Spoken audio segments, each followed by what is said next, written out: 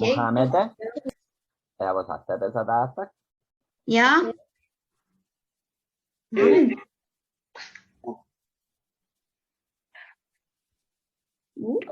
Pročitaj zadatak. Amir ima Na glas. 35 godina.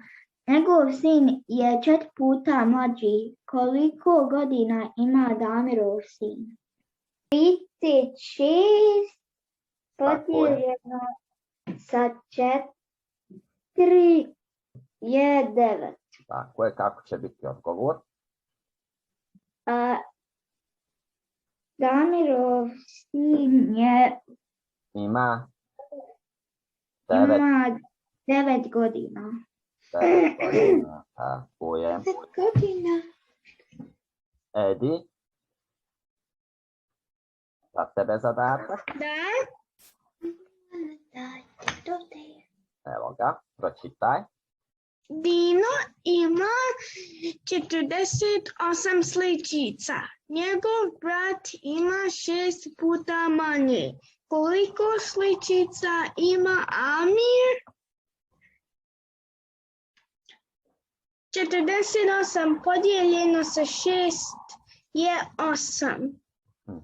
Odgovor? Amir ima 8 sličica. sličica. Tako je. Evo zadatak za Armana. There's only 3 words. Oh. Jelat je broj 4.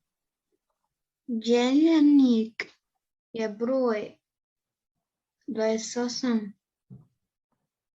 Kolika je razlika?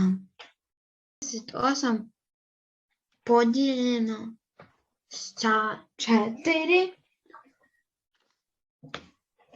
jednako 7. Odgovor? A odgovor je razlika je 7. Tako je.